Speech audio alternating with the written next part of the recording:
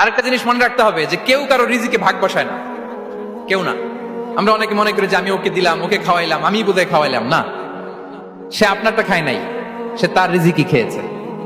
আমাদের ঘরে আমাদের বন্ধু বান্ধব আসে অনেক সময়, আমাদের ঘরে অনেক সময় অতিথি আসে, তাদেরকে আমরা আপ্যায়ন করি, তাদেরকে খাওয়াই। আসলে সে আমারটা খায় না, সে কারটা খায়? তার নিজেরটাই খায়।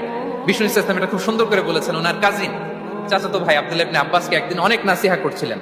করতে করতে এক পর্যায়ে তিনি বললেন, ওয়া আলাম, ইবনে আব্বাসকে বলছেন, ওয়া আলাম আন্না মা আসাবাকা লাম ইয়াকুন লিইখতিআক ওয়া মা আখতাআকা লাম ইয়াকুন লিইউসিবাক।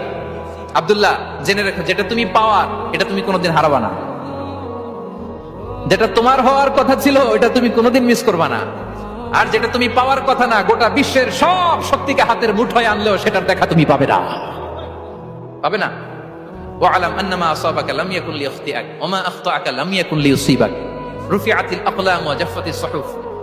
আব্দুল্লাহ, রিজিক নিয়ে চিন্তিত হয়ো না, রিজিক নিয়ে পেরেশান হয়ো